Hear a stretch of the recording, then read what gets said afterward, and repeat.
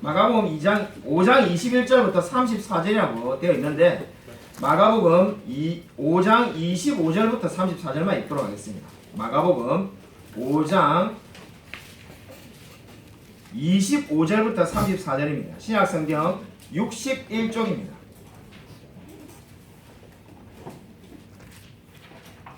주어에 나와 있는 말씀보다 좀 짧게 읽도록 하겠습니다. 마가복음 5장 25절부터 34절입니다. 신약성경 61쪽에 있습니다. 예수님의 이적 14번째 시간이 되겠습니다. 오늘 말씀 제목은 병든 여인을 고치신 예수님입니다. 마가복음 5장 25절부터 34절까지 다 찾으신 줄 알고 제가 한 절 성경대 한 절 교독하도록 하겠습니다.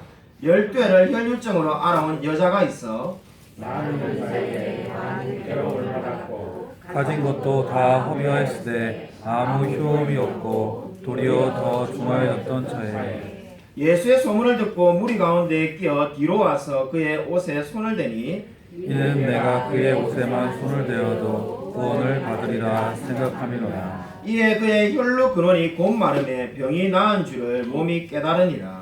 예수께서 그 능력이 자기에게서 나간 줄을 곧 스스로 아시고 무리 가운데서 돌이켜 말씀하시되 누가 내 옷에 손을 대었느냐 하시니 제자들이 여짜오되 무리가 애워싸 미는 것을 보시며 누가 내게 손을 대었느냐 물으시니까 하되 예수께서 이 일을 행한 여자를 보려고 둘러보시니 여자가 자기에게 이루어진 일을 알고 두려워하여 떨며 와서 그 앞에 엎드려 모든 사실을 여쭈니 예수께서 이르시되 딸아 내 믿음이 너를 구원하였으니 평안히 가라 내 병에서 놓여 건강할지어다. 아멘. 예수님의 이적 14번째 시간입니다.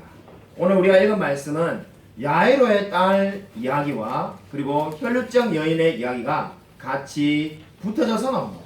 우리는 지금 혈루증 여인을 오늘 살펴보고자 그 부분만을 읽었습니다.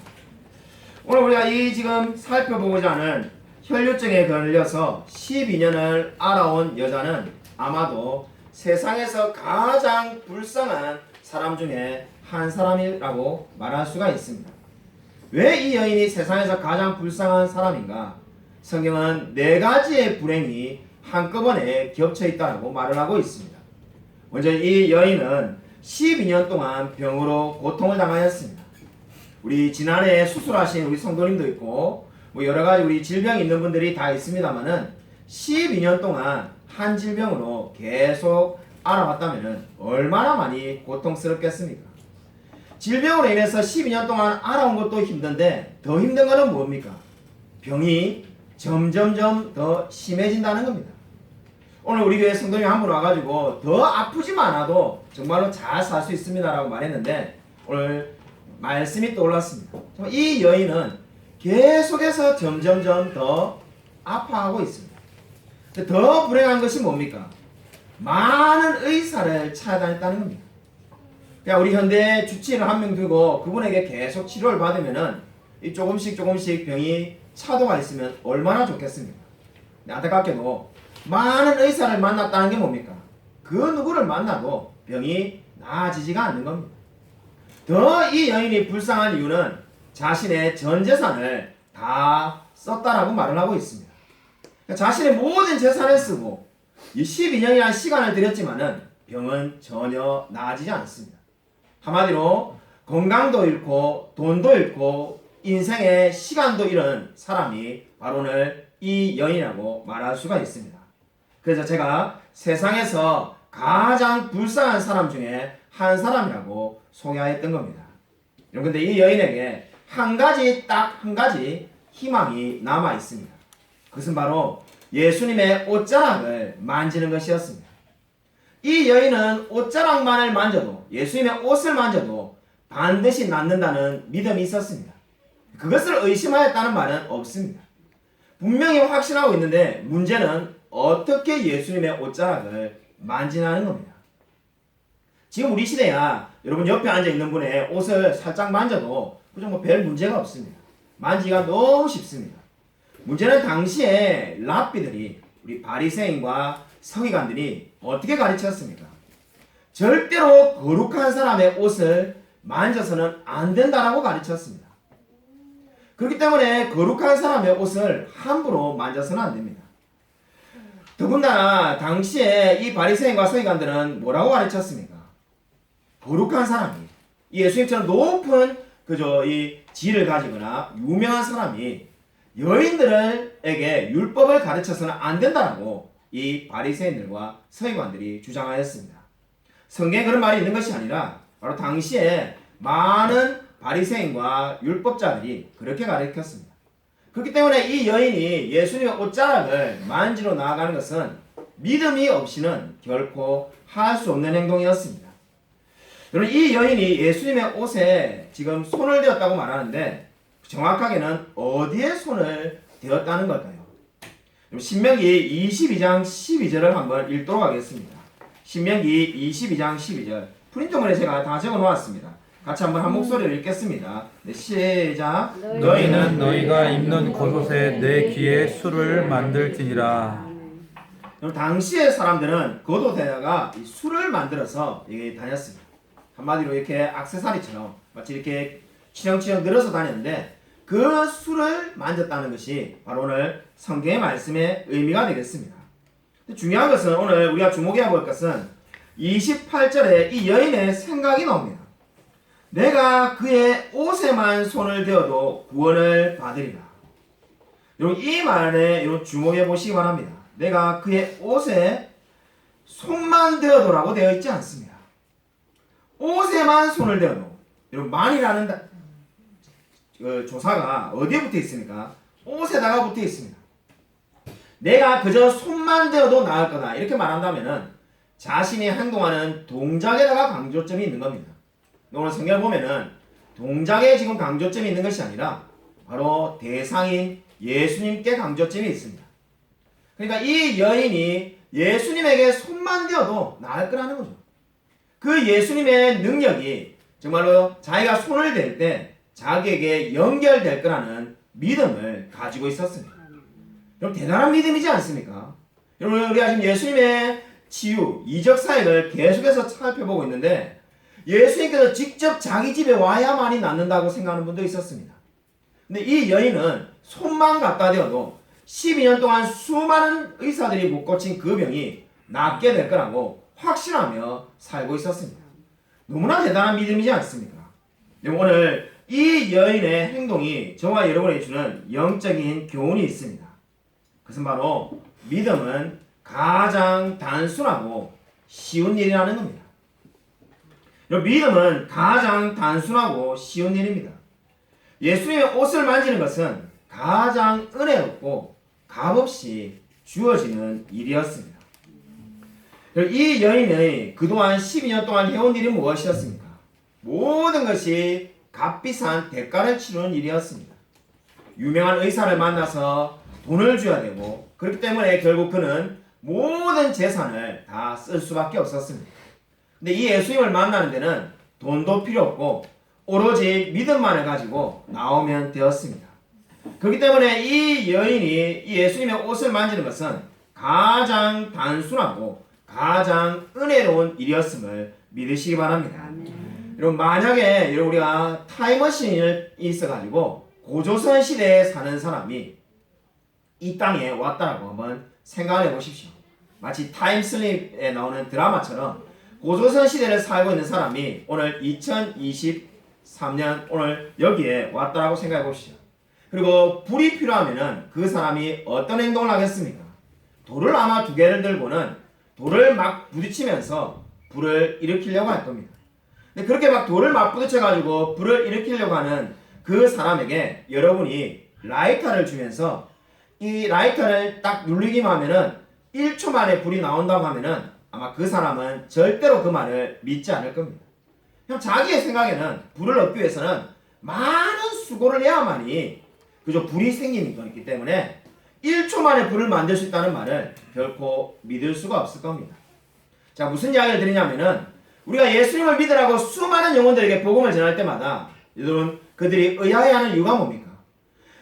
어제까지 예수님을 믿지 않은 사람도 오늘 이 자리에서 내가 하나님을 영접하면은 예수님을 믿을 수 있다면은 그 말이 너무나 황당하게 들리지 않겠습니까?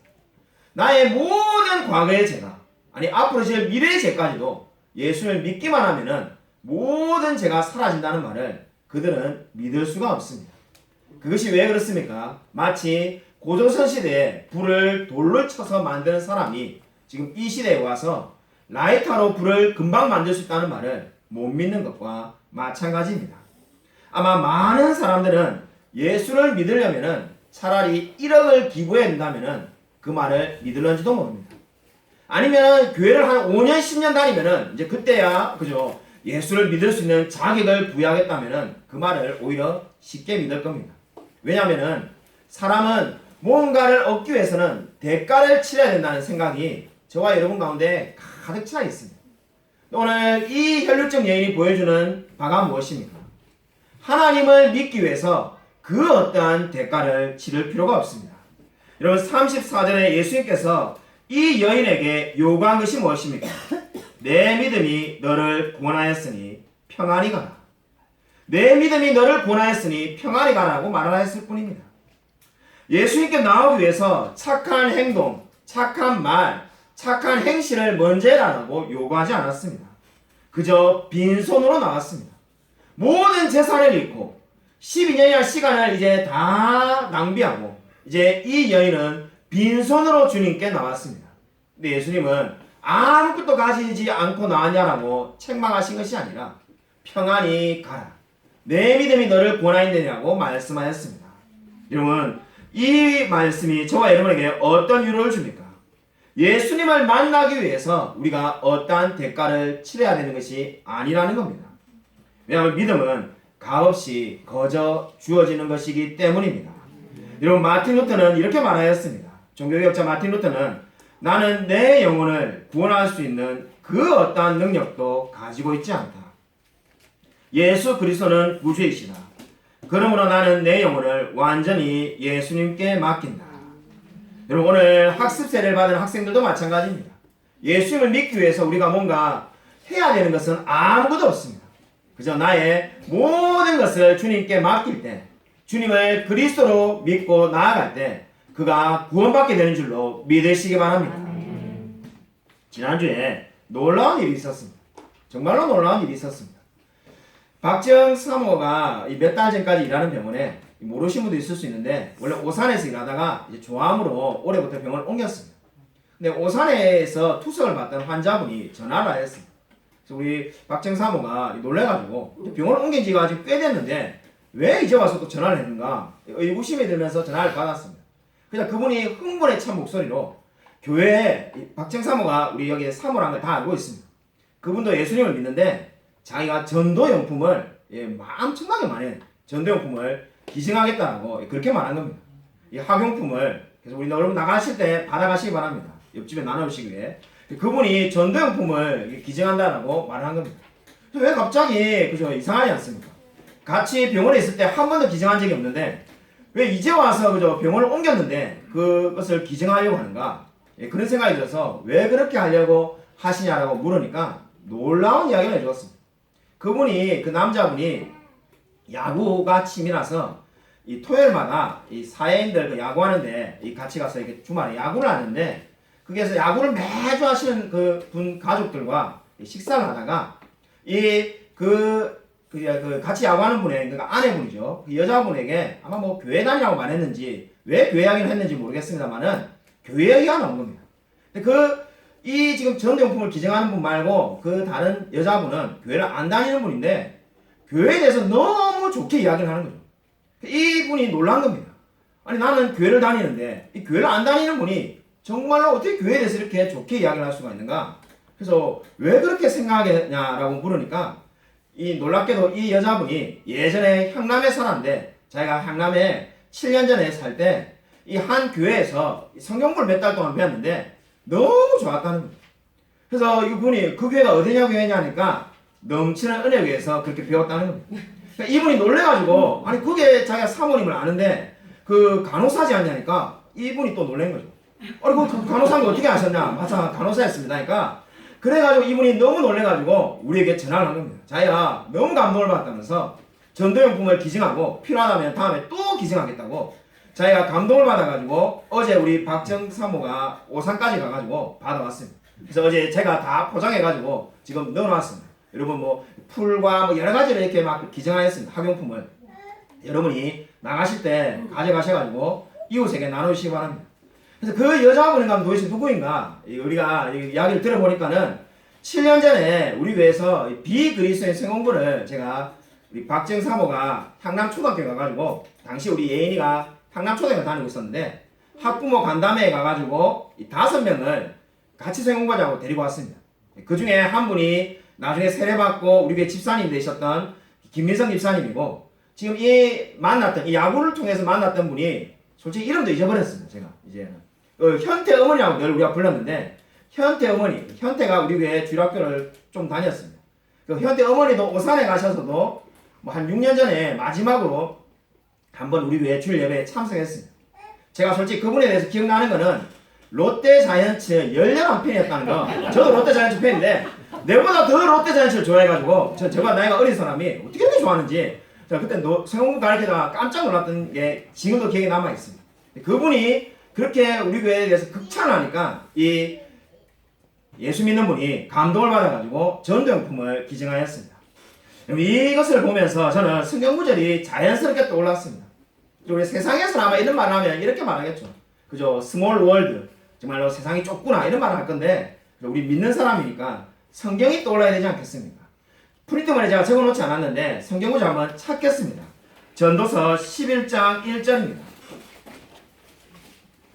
구약성경 전도서 11장 1절입니다. 여러분 이 말씀을 기억하시면은 정말로 삶 가운데 동의와 비슷한 고백들이 여러분 가운데 많을 겁니다. 전도서 11장 1절입니다. 구약성경 959쪽에 있습니다.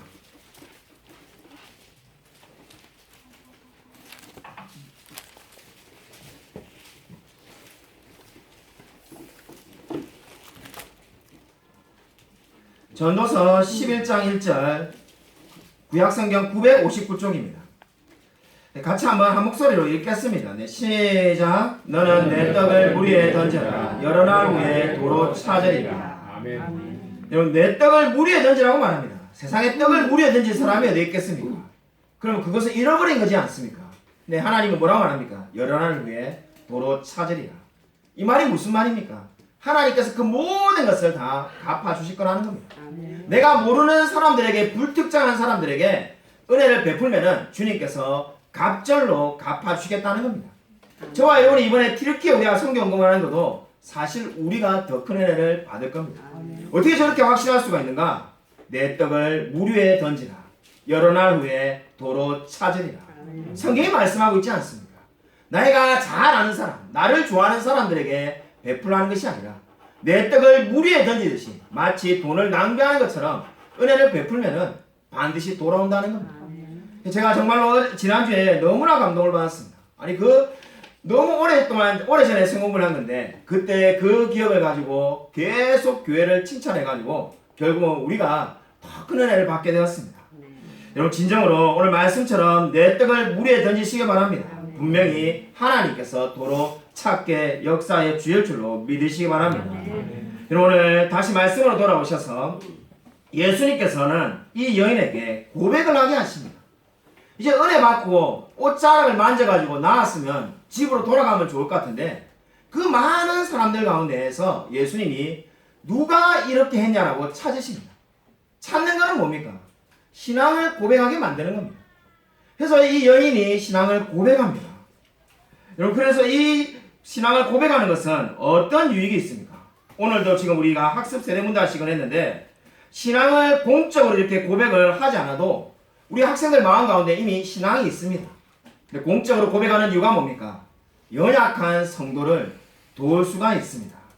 저와 여러분이 교회에 출석하는 이유도 여러 이유가 있지만은 그 중에 한 가지 이유가 바로 연약한 성도를 돕기 위해서입니다. 자, 이번에 학습 세례 문답식을 하면서 교회에 있는 서류를 찾아보니까 우리 교회가 지금 7년 된 교회인데 우리 교회에서 학습 세례, 입교, 유아 세례 우리 가장 최근에 유아 세례 받은 재학까지 해가지고 오늘 학생 4명을 포함해가지고 우리 몇 명이 학습 세례, 입교, 유아 세례를 받았을까요? 저도 번호 없이 이름만 쫙 적어놨고 날짜만 옆에 적어놨다가 번호를 넘버링 하다가 놀랐습니다. 21번째입니다. 우리 교회에서 학습 세례, 입교, 유아 세례 받은 사람이 21명입니다. 그 중에 몇몇 분이 여기 앉아 계십니다. 물론 다 앉아 계신 건 아니지만은 여러 명이 앉아 계십니다. 솔직히 우리 교회 규모에 많은 분들을 우리가 학습하며 세례를 베풀었습니다. 저는 이 모든 것이 우리 성도님들의 기도 덕분이라고 생각합니다. 우리 성도님들이 매주마다 그렇게 매일마다 기도하지 않습니까? 영혼을 구원하는 교회 되게 나가고 결국 그 기도대로 하나님이 은혜를 베푸신 줄로 믿으시기 바랍니다. 여러분, 오늘 예수님은 이 여인에게 신앙을 고백하게 하였습니다. 그렇게 한 이유는 바로 무엇입니까? 야이로의 믿음을 더욱 강하게 하기 위해서였습니다. 왜냐하면 이 지금 이야기는 우리가 읽지 않았지만은 야이로의 딸을 고치는 이야기와 맞물려 있습니다. 야이로의 딸은 그 당시에 죽어가고 있었습니다. 야이로가 얼마나 불안해하겠습니까? 근데 이 여인의 신앙 고백을 통해서 옷을 만지기만 한 사람도, 예수님의 옷자락을 만지기만 한 사람도 병이 낫는구나, 그의 믿음을 굳건하게 해주었을 겁니다. 여러분, 진정으로 저와 여러분이 함께 이렇게 교회를 이루며 공동체 생활을 하고 그리고 신앙 고백을 오늘 같이 한 이유가 어디에 있습니까? 바로 연약한 자를 그리스도의 장성한 분량이 충만한 데까지 세우도록 함께 도와주는 겁니다. 여러분, 코로나 시대를 거치면서 각 교회별로 출석률이 현격히 떨어지는 경향을 보이고 있습니다. 사실 우리 교회는 원래 작은 교회지 출석률이 큰 차이가 없습니다. 제가 많은 지인들에게 이야기를 들어보니까 적어도 20, 30%, 많은 교회는 5, 60%가 이 코로나 이전과 3년 전보다 줄었다는 이야기를 듣게 됩니다. 그러면서 제일 그 목사님들이 이구동성 하는 말이 제일 많이 듣는 이야기가 이런 말이라는 겁니다. 목사님, 굳이 이렇게 코로나 시대에 교회를 꼭 나가야 됩니까? 나가면 잘못하면 감염될 수도 있고, 감염되다 보면 직장에서도 눈총받고 불안한데 그냥 집에서 혼자 신앙생활해도 되지 않습니까? 근데 코로나 시대가 끝나도 그렇게 생각하는 분들이 많다는 겁니다. 솔직히 집에서 유튜브로 설교를 들으면은 그죠, 저처럼 이 삼류 목사가 설교하는 게 아니라 그죠, 이름만 되면 다 아는 그죠, 전국에 가장 뛰어난, 솔직히 한국에서 설교 제일 잘하는 분이 세계에서 제일 잘하는 분입니다. 저는 외국에 살아봐서 인정하는 겁니다. 한국의 최고가 세계 최고입니다.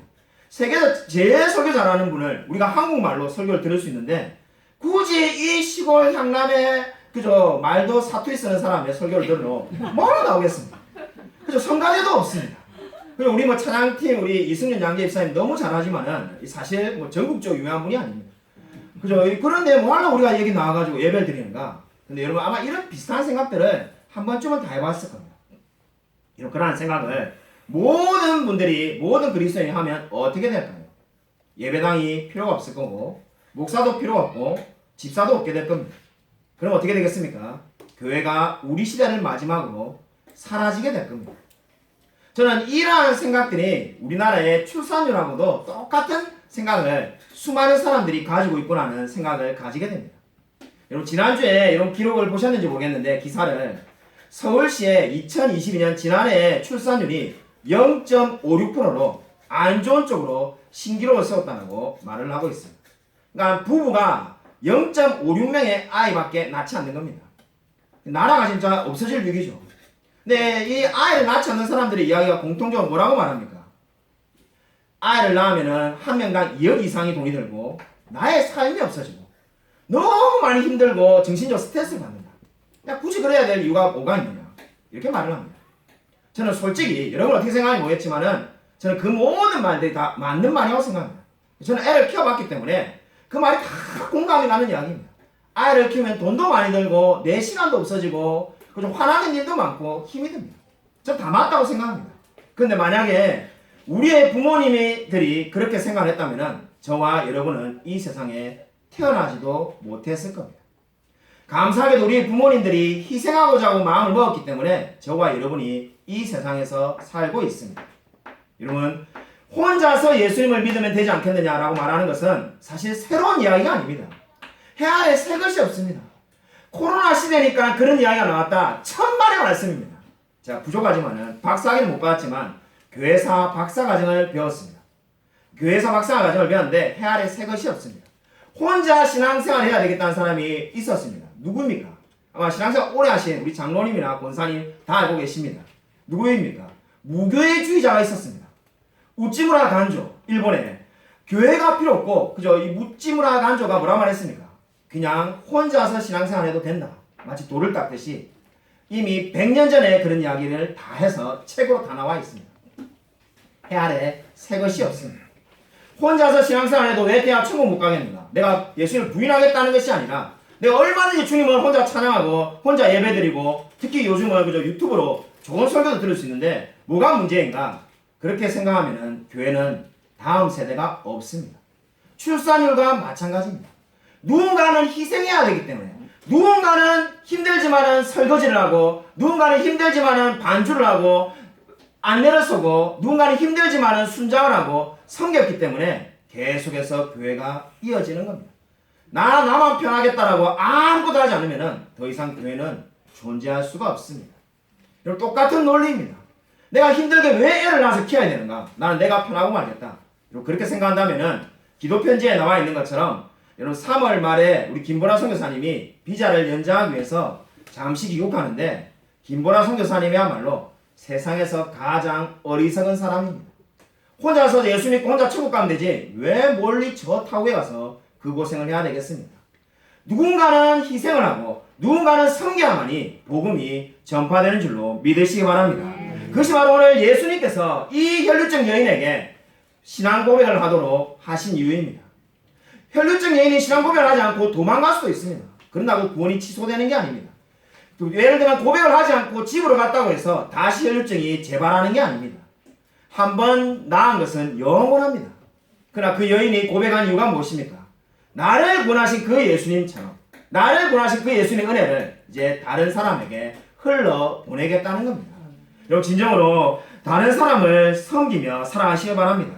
우리 교회 올해 표가 뭡니까? 여러분 우리 표가 우리 박정 사모는 그죠 플랜카드를 그죠 바꿔가지고 학습세 해야 한다고 뒤에 있지 않는데 우리 올해 표가 마음에 들지 않는다고 송구행 신예배 때 설교가 너무 좋았는데 내 입을 크게 열라 내가 치어리라 그게 좋은데 우리 박정 사모가 목회하면은 진짜 큰 교회 할 것 같습니다. 스타일이 그죠? 내 입을 크게 열라 내가 채우리라 이게 딱 좋지. 이게 왜 이렇게 외워지지 않는 은혜와 사랑이 넘치는 교회 교회 이름하고 비슷한 이런 것을 했는가? 바로 오늘 그 주제에 대한 설교라고 생각하셔도 됩니다. 바로 우리가 섬겨야만이 어떻게 되겠습니까? 교회가 계속 이어질 수가 있습니다. 누가복음 9장 26절 말씀 한번 같이 한번 읽겠습니다. 누가복음 9장 26절입니다. 같이 한번 읽겠습니다. 프린트에 나와 있습니다. 읽겠습니다. 시작. 누구든지 나와 내 말을 부끄러워하면 인자도 자기와 아버지와 거룩한 천사들의 영광으로 올 때 그 사람을 부끄러워하리라. 아멘. 나 혼자만 신앙생활하면 안 되는가? 여러분 내가 혼자만 신앙생활하겠다는 말은 여러분 고백을 하지 않겠다는 말입니다. 예수님의 말씀을 부끄러워한다는 거죠. 그럼 어떻게 한다는 겁니까? 마지막 날에 주님도 그 사람을 부끄러워하겠다고 말하고 있습니다.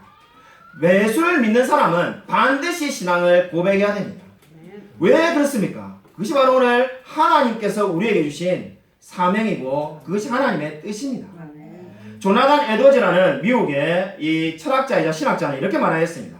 이 세상을 향한 가장 강력한 전도는 안식일, 주일을 거룩하게 지키는 것이다.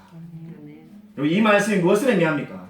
우리가 안식일을 그리고 주일을 거룩하게 지킬 때 세상 사람들은 우리에게 물을 겁니다. 왜 주일날 골프 치러 가지 않고 교회에 갑니까? 차라리 그 시간에 돈을 벌지요. 그리고 오늘 우리하고 소외문당 암송하는 학생들도 차라리 그 시간에 영어 단어를 배우면은 그저 수능 1등급 받는데 도움이 되는지 모릅니다. 근데 왜 암송을 해야 됩니까? 그것이 바로 수많은 믿지 않는 사람들에게 엄청난 도전이 될 겁니다. 바로 이 말이 무엇을 말하는 겁니까? 이 세상을 향한 가장 강력한 전도는 바로 주의를 거룩하게 지키는 겁니다. 다르게 말한다면 저와 여러분이 거룩해지는 겁니다. 우리가 이 세상과 구별하여 거룩하게 살 때 사람들은 저와 여러분에게 우리가 왜 그렇게 사는지 물어보게 될 겁니다. 그때 여러분이 복음을 전하면 되는 겁니다. 여러분 진정으로 이 진리를 믿으시기 바랍니다.